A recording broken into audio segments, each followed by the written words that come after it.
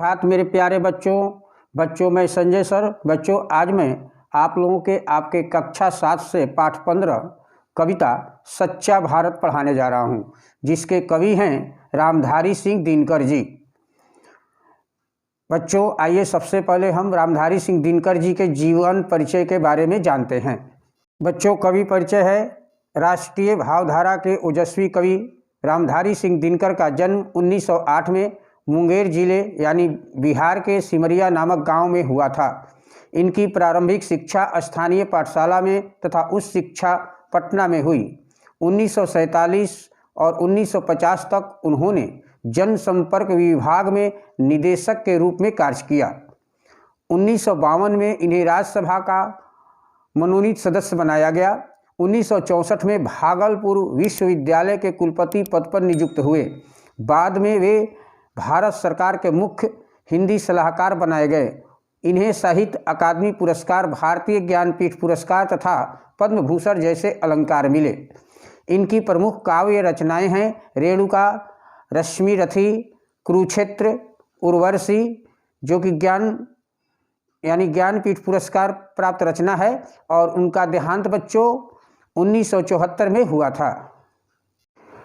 आइए बच्चों मैं कविता की ओर चलता हूँ। इस कविता में भारत का सच्चा स्वरूप बताया गया है। भौगोलिक सीमाओं तथा नदी पहाड़ों, मैदानों और ग्राम नगरों के भौतिक स्वरूप वाला भारत सच्चा भारत नहीं है। सच्चे भारत की पहचान उसकी संस्कृति एवं आंतरिक गुणवत्ता से बनती है। ऐसा भारत ही परिणाम करने के योग्य है। आइए बच्चों कविता की ओर मैं चल रहा हूँ। वृथा मत लो भारत का नाम, मानचित्र में जो मिलता है नहीं देश भारत है। भू पर नहीं मनों में ही बस कहीं शेष भारत है। तो बच्चों इन पंक्तियों के माध्यम से कवि रामधारी सिंह दिनकर जी ने व्यर्थ में भारत का नाम लेने से मना करते हैं। यानी वृथा मत लो भारत का नाम, यानी उनके विचार से मानचित्र में जो मिलता है नहीं देश भारत है। उनके विचार से मानचित्र यानी नक्शे में भारत का जो स्वरूप दर्शाया गया है वह वास्तविक भारत नहीं है। भू पर नहीं मनों में ही बस कहीं शेष भारत है, यानी उसका भारत धरती पर नहीं बल्कि लोगों के दिलों में बसा हुआ है, वही असली भारत है। यानी भू पर नहीं मनों में ही बस कहीं शेष भारत है। भारत एक स्वप्न, भू को ऊपर ले जाने वाला। भारत एक विचार, स्वर्ग को भू पर लाने वाला। भारत एक भाव, जिसको पाकर मनुष्य जगता है। भारत एक जलज, जिस पर जल का न दाग लगता है। बच्चों प्रस्तुत पंक्तियों में रामधारी सिंह दिनकर जी कहते हैं कि भारत तो एक स्वप्न है, वह तो एक विचार का नाम है। यानी भारत एक स्वप्न, भू को ऊपर ले जाने वाला। भारत एक विचार, स्वर्ग को भू पर लाने वाला। भारत एक भाव, जिसको पाकर मनुष्य जगता है, वह तो धरती को ऊंचाइयों पर ले जाने वाला है। यानी एक विचार का नाम है, वह विचार धरती को स्वर्ग को उतार लाता है। भारत एक भाव, जिसको पाकर मनुष्य जगता है। भारत एक जलज, जिस पर जल का न दाग लगता है। भारत तो एक भाव है, जिसे पाकर मनुष्य निद्रा त्याग कर जाग जाता है। भारत तो एक कमल के समान पवित्र है। भारत तो एक कमल के समान पवित्र है, इस पर किसी प्रकार का दाग नहीं लगता, यानी यह दाग रहित है। भारत है संज्ञा विराग की, उज्जवल आत्म उदय की।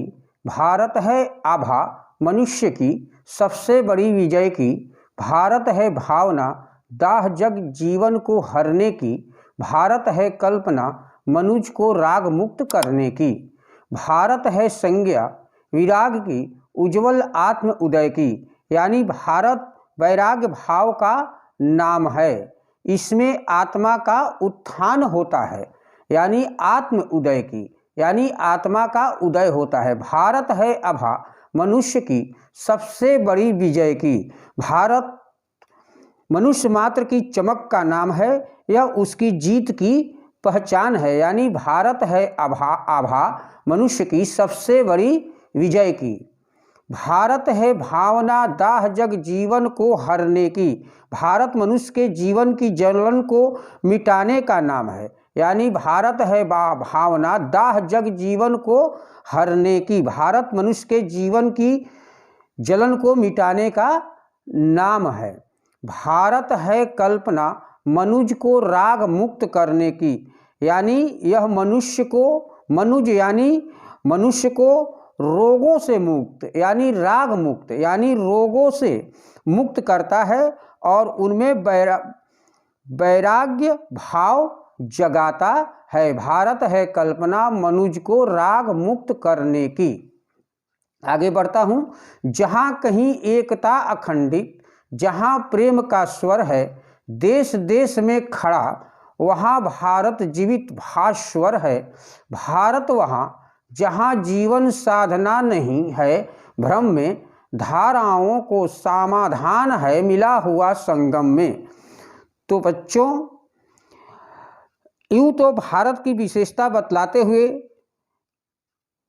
कवि रामधारी सिंह दिनकर जी कहते हैं कि भारत में एकता अखंडता और प्रेम का स्वर गूंजता है। यानी जहाँ कहीं एकता अखंडित, जहाँ प्रेम का स्वर है, कहते हैं कि भारत में एकता अखंडता और प्रेम का स्वर गूंजता है। देश देश में खड़ा वहाँ भारत जीवित भास्वर है। भारत एक जीवित देश है, यानी दीप्तिमान है, दीप्तिमान देश है। देश देश में खड़ा वहाँ भारत जीवित भास्वर है। भारत वहाँ जहाँ जीवन साधना नहीं, भ्रम में इस देश में किसी भी प्रकार का भ्रम नहीं है। इस देश में किसी प्रकार का भी भ्रम नहीं है। धाराओं को समाधान है मिला हुआ संगम में। यानी यहाँ अनेक प्रकार की धाराओं विचारों का संगम क्या हुआ है, तो उसका मेल हुआ है। आगे बढ़ते हैं। जहाँ त्याग माधुर्यपूर्ण हो, जहाँ भोग निष्काम समरस हो कामना, वही भारत को करो प्रणाम, वृथा मत लो भारत का नाम। भारत में क्या है, तो त्याग की भावना है, त्याग की भावना है और माधुर्यपूर्ण हो। कैसा हो तो वो मधुरता भी है इसमें। जहाँ भोग निष्काम, यहाँ निष्काम यानी कामनाओं से रहित भाव से भोग किया जाता है। आगे है समरस हो कामना, वही भारत को करो प्रणाम। यहाँ समरसता है, इसी भावना से भरे भारत को प्रणाम करना चाहिए। वृथा मत लो भारत का नाम, इसलिए भारत का नाम व्यर्थ में नहीं लेना चाहिए। जो मैं आप लोगों को कविता का सरलार्थ ढंग से समझा दे रहा हूँ। कविता का सरलार्थ है, पहला है वृथा मत लो भारत का नाम, मानचित्र में जो मिलता है नहीं देश भारत है, भू पर नहीं मनों में ही बस कहीं शेष भारत है। सरलार्थ है, इन पंक्तियों में कवि रामधारी सिंह दिनकर जी ने व्यर्थ में भारत का नाम लेने से माना करते हैं। उनके विचार से मानचित्र यानी नक्शे में भारत का जो स्वरूप दर्शाया गया है वह वास्तविक भारत नहीं है। उसका भारत धरती पर नहीं बल्कि लोगों के दिलों में बसा हुआ भारत है, वही असली भारत है। भारत एक स्वप्न भू को ऊपर ले जाने वाला, भारत एक विचार स्वर्ग को भू पर लाने वाला, भारत एक भाव जिसको पाकर मनुष्य जगता है, भारत एक जलज जिस पर जल का न दाग लगता है। सरलार्थ है, प्रस्तुत पंक्तियों में कवि रामधारी सिंह दिनकर जी कहते हैं कि भारत तो एक स्वप्न है, वह तो धरती को ऊंचाइयों पर ऊपर ले जाने वाला है।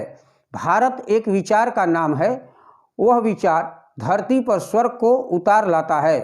भारत तो एक भाव है जिसे पाकर मनुष्य निंद्रा त्याग कर जाग जाता है। भारत तो एक कमल के समान पवित्र है, इस पर किसी प्रकार का दाग नहीं लगता, यह दाग रहित है। भारत है संज्ञा विराग की, उज्ज्वल आत्म उदय की, भारत है आभा मनुष्य की सबसे बड़ी विजय की।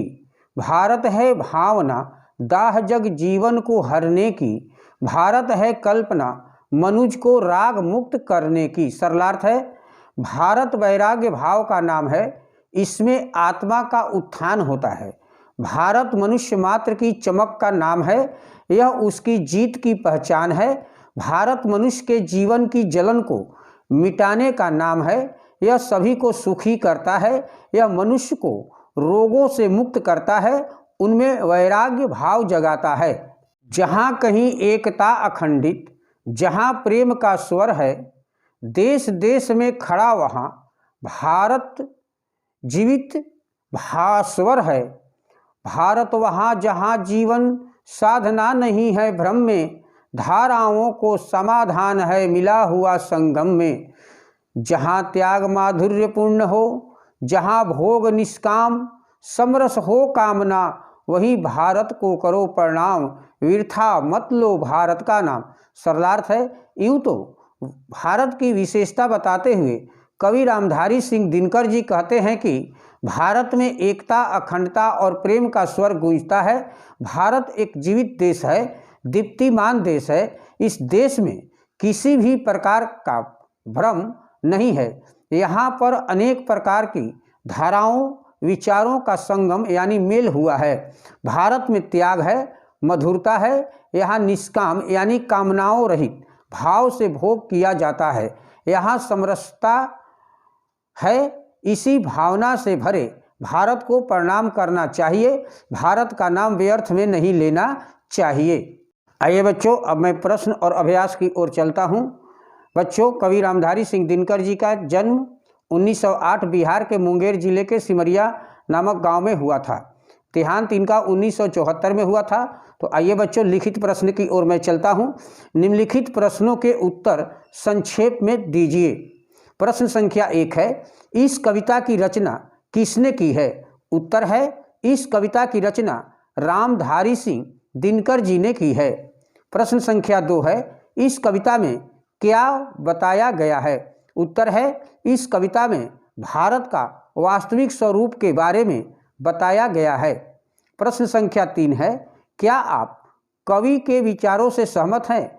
उत्तर है, जी हाँ, हम कवि के विचारों से पूर्णतः सहमत हैं। प्रश्न है यानी दीर्घ प्रश्न। निम्नलिखित प्रश्नों के उत्तर लिखिए। प्रश्न संख्या 1 है, कवि के अनुसार भारत मानचित्र में न होकर लोगों के मनों में बसा है। इस कथन का आशय स्पष्ट कीजिए। उत्तर है, भारत मानचित्र में न होकर लोगों के मनों में बसा है। इस कथन का आशय यह है कि भारत किसी भौगोलिक आकृति का नाम नहीं है, वरन यह एक भाव है जो लोगों के हृदयों में बसता है। प्रश्न संख्या 2 है, भारत को जलज यानी कमल क्यों कहा है? उत्तर है, भारत को जलज यानी कमल इसलिए कहा गया है क्योंकि जलज जल में रहकर भी उससे ऊपर रहकर पवित्र बना रहता है। प्रश्न संख्या 3 है, भारत की कल्पना कैसी है? उत्तर है, भारत की कल्पना बड़ी मोहक है। यह मनुष्य की आभा यानी चमक है, स्वर्ग के समान सुंदर है। प्रश्न संख्या 4 है, भारत को कैसी संज्ञा बताया गया है? उत्तर है, भारत को विराग यानी वैराग्य की संज्ञा बताया गया है। प्रश्न संख्या 5 है, दाह जग जीवन को हरने वाली भावना क्या होती है? भारत के संदर्भ में इसका क्या औचित्य है? उत्तर है, संसार के जीवन में जो जलन है, कष्टमयी स्थिति है, उसको दूर करने वाली भावना। प्रश्न संख्या 6 है, भारत का कौन सा रूप विश्व में दीप्तिमान है? उत्तर है, भारत का जीवित, प्रेममय, अखंड रूप विश्व में दीप्तिमान है। प्रश्न संख्या 7 है, कवि किस प्रकार के भारत को प्रणाम करने के लिए कह रहा है? उत्तर है, यूँ तो कवि उस भारत को प्रणाम करने के लिए कह रहा है जो लोगों के दिलों में बसा है। स्वप्रसंग व्याख्या। भारत है संज्ञा विराग की, उज्ज्वल आत्म उदय की। भारत है आभा मनुष्य की, सबसे बड़ी विजय की। भारत है भावना दाह जग जीवन को हरने की। भारत है कल्पना मनुज को राग मुक्त करने की। बच्चों, संदर्भ है, प्रस्तुत पंक्तियाँ कवि रामधारी सिंह दिनकर जी द्वारा रचित कविता सच्चा भारत से ली गई है। प्रसंग है, इसमें कवि ने भारत को भौगोलिक स्वरूप न मानकर एक कल्पना माना है यह कल्पना मनुष्य मात्र को रोगों से मुक्त करती है।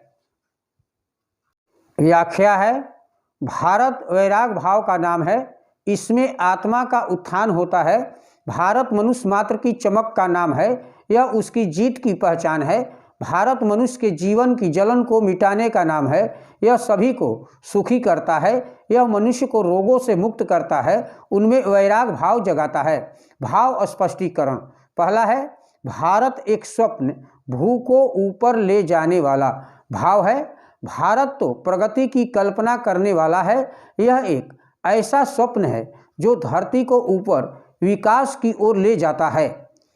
दूसरा है भारत है कल्पना, मनुष्य को राग मुक्त करने की भाव है।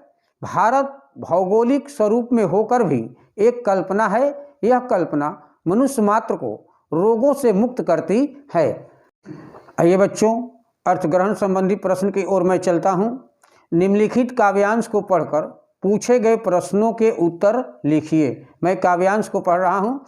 भारत एक स्वप्न, भू को ऊपर ले जाने वाला। भारत एक विचार, स्वर्ग को भू पर लाने वाला। भारत एक भाव, जिसको पाकर मनुष्य जगता है। भारत एक जलज, जिस पर जल का न दाग लगता है। प्रश्न है, भारत को कैसा स्वप्न बताया गया है? तो भारत ऐसा स्वप्न है जो धरती को ऊपर ले जाता है, अर्थात देश को तरक्की की ऊंचाइयों पर ले जाता है। दूसरा है, भारत कैसा विचार है? तो भारत ऐसा विचार है जो स्वर्ग के सुखों को धरती पर लाता है। तीसरा है, भारत नाम से मनुष्य पर क्या प्रभाव पड़ता है? भारत नाम से मनुष्य मात्र में जागृति आती है, यही मनुष्य पर प्रभाव पड़ता है। चौथा है, भारत कैसा जलज है? तो भारत दाग रहित जलज है। बहुविकल्पी प्रश्न, मल्टीपल चॉइस क्वेश्चन। नीचे लिखे प्रश्नों के उत्तर का सही विकल्प चुनकर ठीक का चिन्ह लगाओ। पहला है, वास्तव में भारत कहाँ मिलता है? क है मानचित्र में, ख लोगों के मनों में, ग भू पर, घ स्वर्ग में।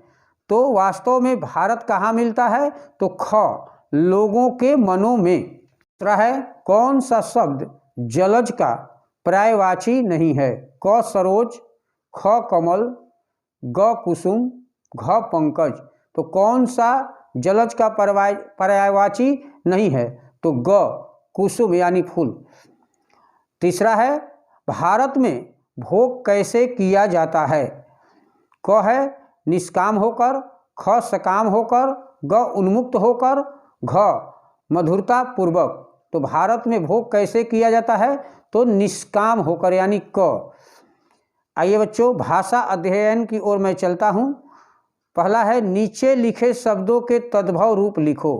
क है वीरथा, तो व्यर्थ। ख है भ्रम, तो इसका तद्भव रूप होगा वहम। ग है भू, तो इसका तद्भव रूप होगा भूमि।